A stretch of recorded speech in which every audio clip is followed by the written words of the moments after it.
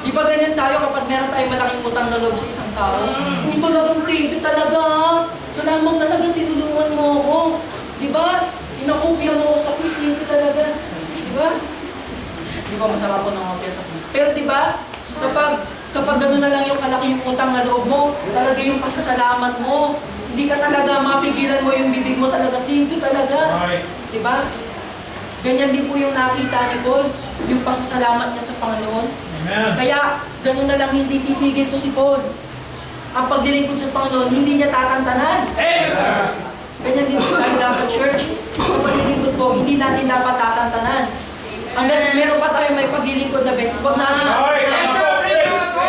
More. kapag alam natin para sa Panginoon, huwag natin tatantanan. Yes, sir. Pag alam natin na ito, uy, konting encouragement na lang ito, masasama ko na ito sa church. Amen. Huwag mong tatantanan, kapatid. Amen. Huwag mong hihintuan. Tama. Kapag hinintuan mo yan, tao ang pinaglingkuran mo. Pero pag hindi mo yan hinintuan, Diyos ang pinaglilingkuran mo. Diba? Nandiyan pa po ay church? Amen. Ano sabi po ni Paul? With all humility of mind and with many tears and temptation. Diba? Sabi po niya, sa maraming luha. Alam niyo po, nung sinasabi po ito ni Paul, kakausap po niya yung Church of Ephesus. Diba? Bakit po yung Church of Ephesus? Kasi saglit na lang siya doon. At ang nakakalungkot po, ang sabi ni Paul, hindi niyo na ulit ako makikita. Never. Kaya ito po mga taga-Church of Ephesus, talagang iyakan silang lahat. Mamimiss talaga nila si Paul. Never na nilang makikita. Di ba po? Pero ano po sabi ni Paul? Kinausap po niya itong Church of Ephesus. Sabi niya, nakita niyo kung ano yung paglilingkod na ginawa ko.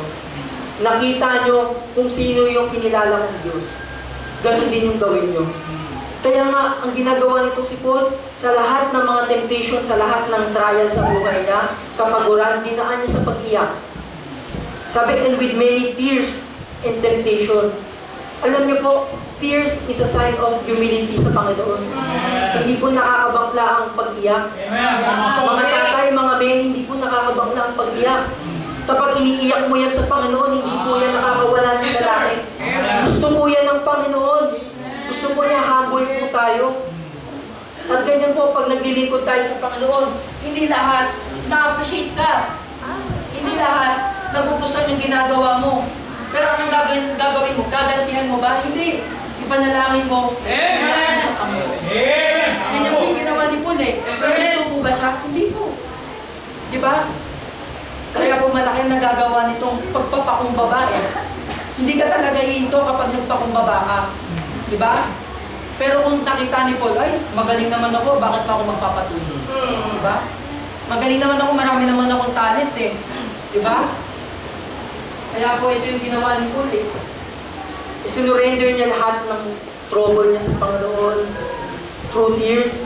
It is an acknowledgement sa mga bagay na hindi mo na kayang gawin at sa mga bagay na kayang gawin ng Diyos. Di ba po? Ganyan tayo kapag iniiyak na lang natin.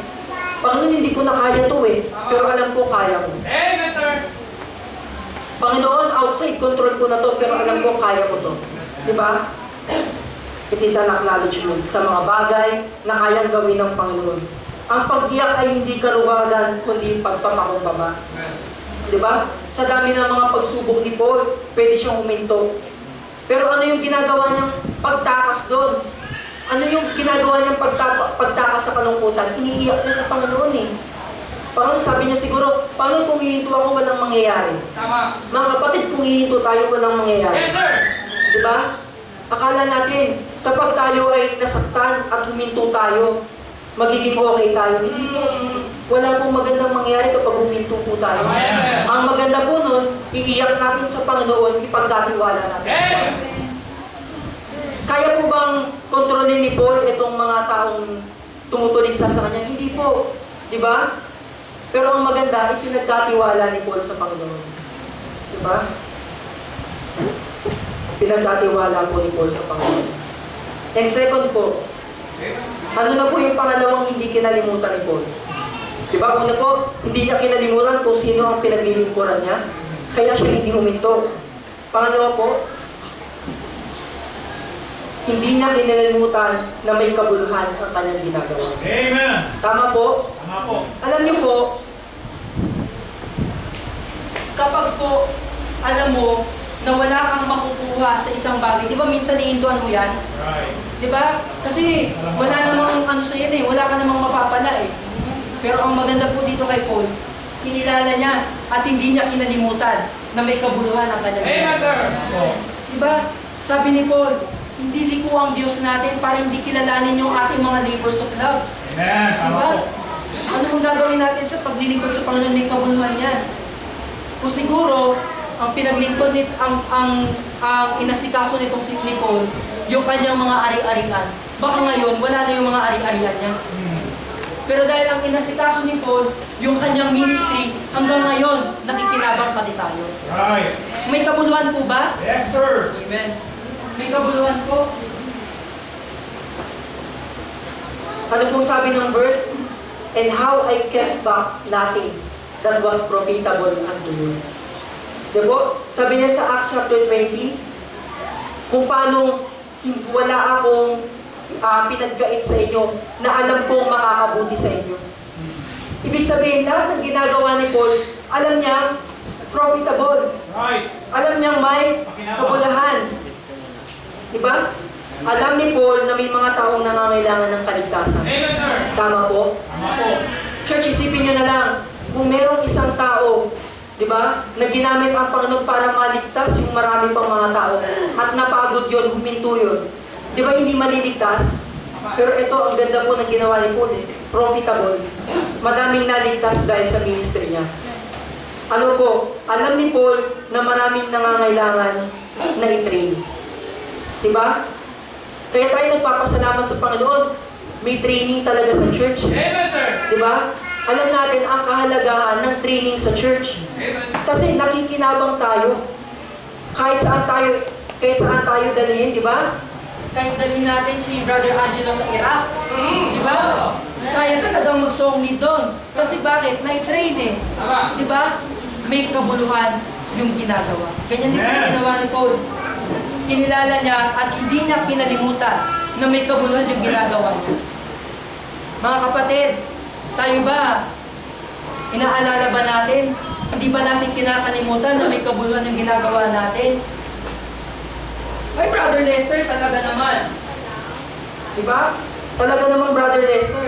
Ako naman talaga, hindi ko talaga kinakalimutan na may kabuluhan. Host, ba't wala ka sa prayer meeting? Diba? Diba? Brother Lester, alam ko may kabuluhan yung paglilingkod. O bakit di ka na nagpe-pray?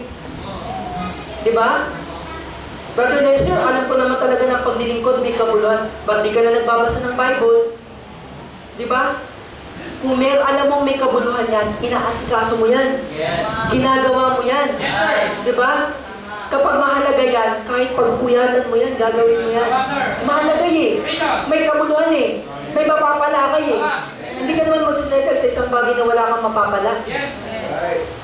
Mga kapatid, kahit nakakapagod, alam ni Paul na meron siyang kabuluhan. May kabuluhan yung kanyang ginagawa. Diba? Ganyan din tayo dapat sa paglilingkod sa Panginoon. Panginoon, magsusulwiling ako kasi may kabuluhan to. Panginoon, talagang atin ako ng Sunday kasi may kabuluhan to. Amen. Diba?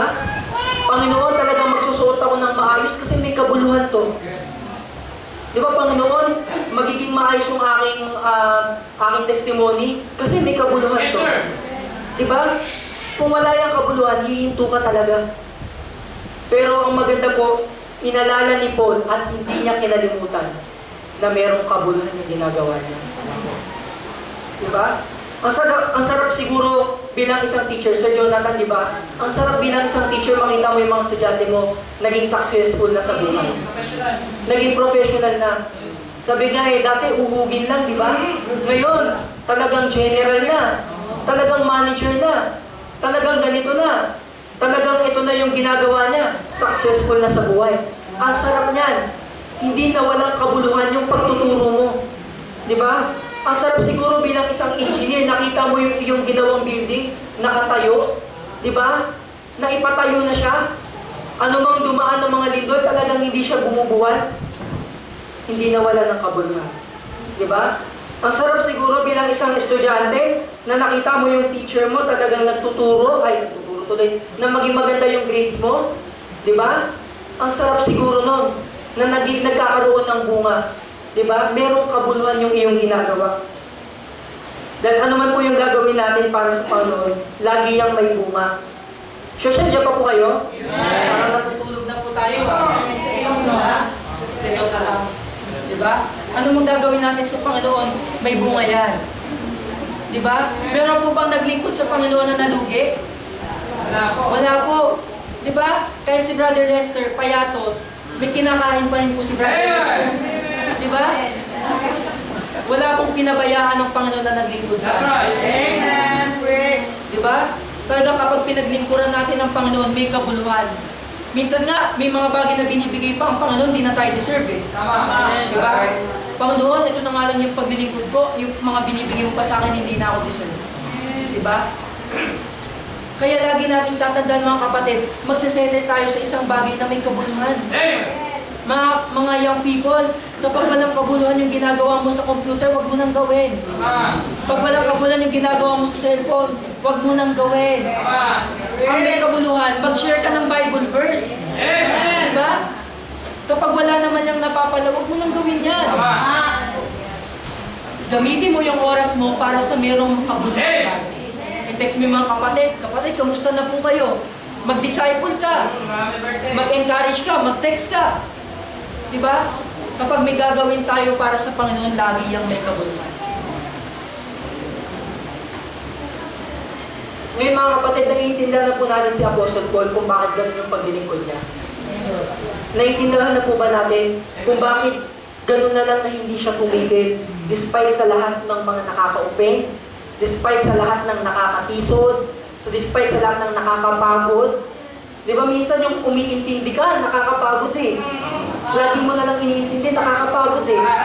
Pero ito pala yung dahilan kung bakit pala ginagawa ni Paul yun. Alam niya na meron yung maibubunga. Diba? Ito yung mga bagay na worthy ng oras niya. Diba? And number 3 po, nandiyan pa po kayo? Amen. Number 3 po, ano pa yung mga bagay na hindi kinalimutan ni Paul? Diba? Number 3, hindi niya kinalimutan ang paglilingkod ang kanyang kasiyahan. Mga kapatid, diba, na-try nyo na ba, meron kayong pinaglilibangan? Diba kapag meron kayong pinaglilibangan isang bagay, nabawa, games, o di kaya nalilibang ka sa pag-garden, diba, hindi mo inaalintana kung ano man yung pagod? Diba? Minsan nga, kapag nag-COC ka, puyat ka na. Talagang ganyan ka na eh. Dilat na yung mata mo eh. Diba? Pag nalilibang ka sa pag-garden, kahit na mainit eh, di mo na pinapansin eh. Mga kapatid, hindi nakalimutan ni Paul na yung ginagawa niya, kasiyahan niya. Diba?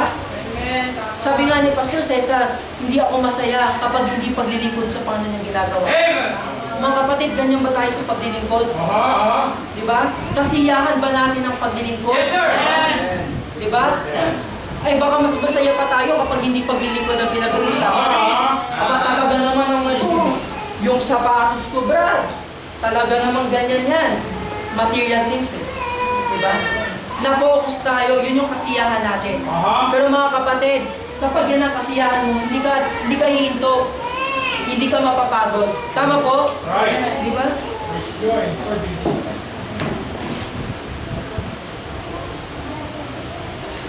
Hindi hinto si Paul. Kasi hindi niya kinalimutan na yun ang kanyang kasiyahan. Brother Lester, kasiyahan ba yun? Pagod na nga sa biyahe? Brother Lester, kasiyahan ba yun? Eh, itinutuligsa ka na nga? Brother Lester, kasiyahan ba yun? Eh, may death threat ka na nga? Kasiyahan mo pa ba yung may tutulig? Opo, kasiyahan po yun kasi may pinaglilingkuran kang Diyos na buhay. Di po? Hindi po huminto si Paul dahil matapang siya. Hindi po dahil matapang si Paul. Hindi siya huminto dahil malakas siya. Malakas ako, hindi ako hihinto. Hindi po yun ang dahilan. Hindi din po siya hihinto dahil mayaman siya. Diba? Hindi po siya huminto dahil mahal na yung ginagawa niya. Mga kapatid, di ba kapag mahal mo yung ginagawa mo, hindi ka na mamigil dyan? Di ba? Kapag mahal mo yung ginagawa mo, talagang hindi ka na matanggal dyan. Abay talaga naman, Nini, kumakatok eh, hating gabi, Nini, may dala ako talagang puto-bumbong at kutsinta. Gabing-gabi na talagang hindi mo pa talaga maawat eh, di ba? Talagang meron pa talagang dalang mga ganung bagay eh. Bakit? Eh kasi yun yung kasiyahan niya eh. Di ba? Yun yung kasiyahan. Pag kasiyahan mo na yan, di mo na yan mapipigil. Mahirap nang kontrolin yan. Di ba? Lalo na kapag sinabi niya talaga, I love you, ay talaga. Natutunaw ka talaga. Eh bakit? Eh yun ang kasiyahan mo eh. Di ba? Mga kapatid, ito yung pinaglilingkuran ng, ito yung ginagawa ni Paul, yung kanyang paglilingkod. Nakita niya na dun siya masaya. Di ba? Bakit po, Brother Lester, pag pumupunta ako sa church, parang hindi ako masaya? Ay, kaya pala kapatid, hindi ka na naglilingkod sa Panginoon. Kasi kapag naglilingkod ka sa Panginoon, kasiyahan mo yan. Pag may mga bagong tumatayo sa harap, kasiyahan mo yan. Diba? Pag may mga naliligtas, kasiyahan mo yan. Diba? Kapag na-double honor mo ang pastor mo, kasiyahan mo yan. Kapag maayos ang church, kasiyahan mo yan. Pero kapag hindi ka masaya dyan, ay, kita mo ang paglilingkod. Talaga namang hindi kasiyahan. Diba? There's something wrong. Alam mo sa mga magkakaibigan yung term po, alam niyo po yung term na KJ? Di ba? Masayang-masaya kayong lahat, yung isa bitter, yung isa parang parang wala sa loob niya yung ginagawa. Di ba? At masarap po bang kasama yan? Eh, hindi po. Di ba? Gagawin mo na yung umuwi ka na nga lang. Di ba? Kapag KJ siya eh. Mga kapatid, makikita mo naman yan kapag KJ na yan sa paglilingkod. Corny naman maglingkod sa Panginoon. Di ba? Corny naman ang magsuot.